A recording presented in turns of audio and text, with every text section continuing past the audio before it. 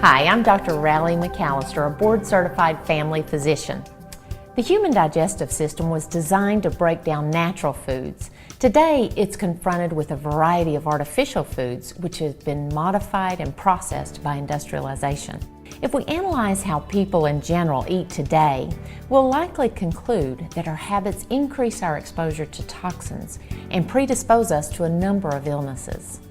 Our organs are designed for eliminating toxins, and although they're very efficient, they're often weakened by the toxins in our environment, by our poor diets and lifestyles.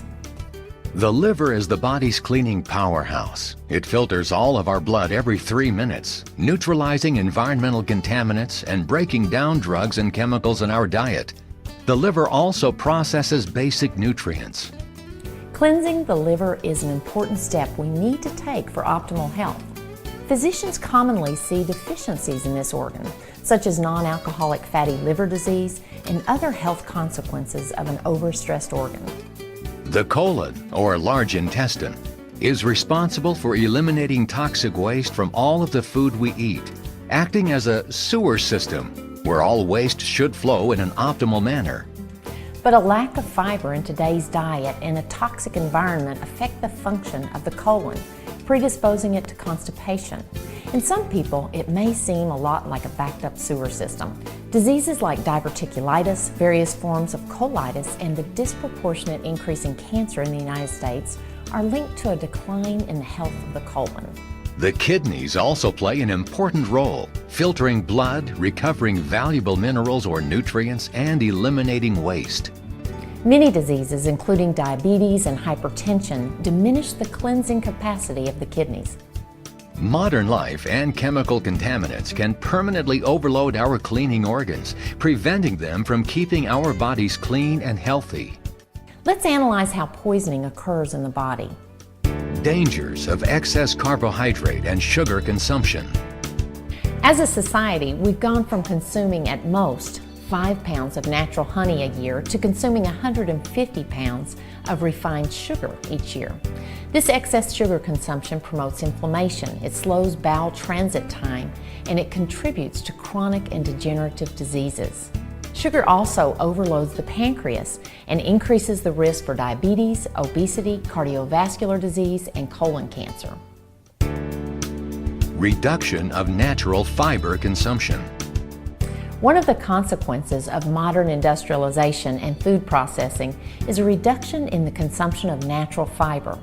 Refining processes take out fiber, and fiber has many vital functions, including stimulating intestinal transit and sweeping toxins from the body. As much as 40% of our population may suffer from constipation. Also, dangerous bacteria growth increases rotting waste within the gut, generating chemicals that may induce, favor, or aggravate chronic diseases. People in Africa consume an adequate amount of fiber, and because of this, they have lower rates of colon cancer compared to people in industrial societies in Europe, Canada, and the United States. Alkaline and acid balance. Man's adaptation process developed under a predominantly vegetarian diet, which tends to keep the body's pH in a neutral range.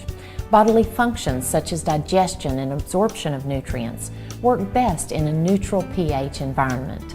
Environmental contaminants, poor diet, and stress affect pH, increasing acidity in the body. An acidic environment predisposes us to inflammation and chronic diseases, including colitis and diverticulitis.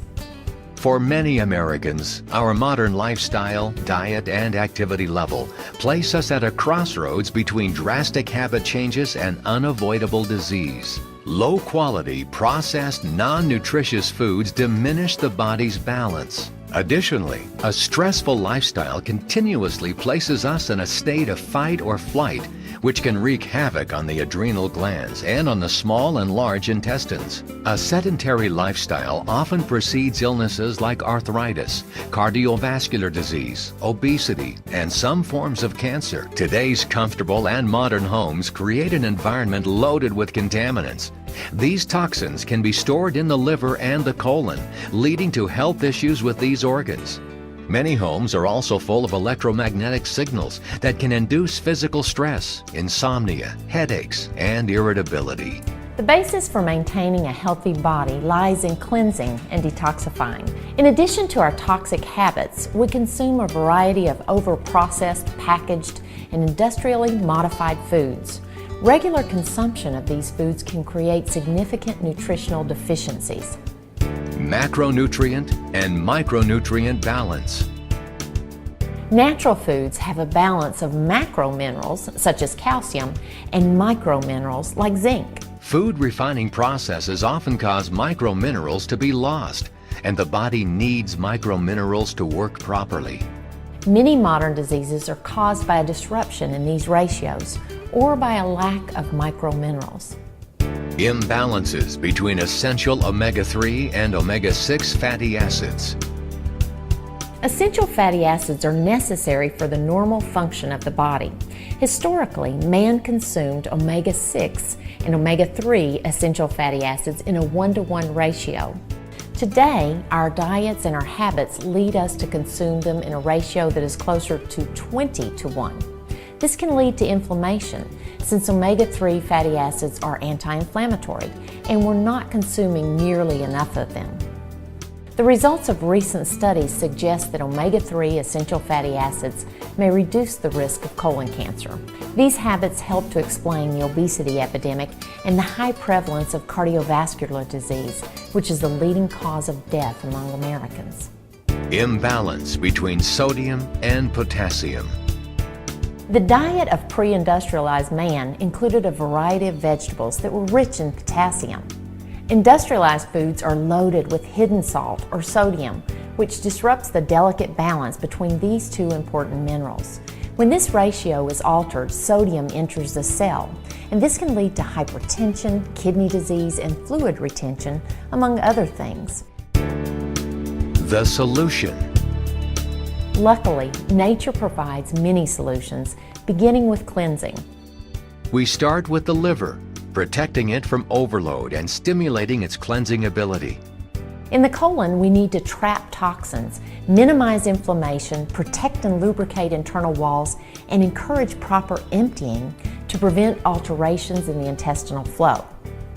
Impurities are deposited in the walls of the intestines, and natural products with minerals are required for thorough deep down cleansing. We should support the kidney's ability to eliminate toxins. Once these organs are cleansed and they're functioning well, it's time to build the right nutritional foundation through supplementation. In today's world, we need to take antioxidants to combat pollution, sunlight, and other sources or triggers of damaging free radicals. Consumptions of EPA and DHA, essential fatty acids, helps balance the ratio of fats in our bodies. Optimum levels of these good fats may help reduce the production of inflammatory substances, promoting overall colon health and function. Vitamin and mineral supplementation, especially micronutrients like zinc, help the body function optimally.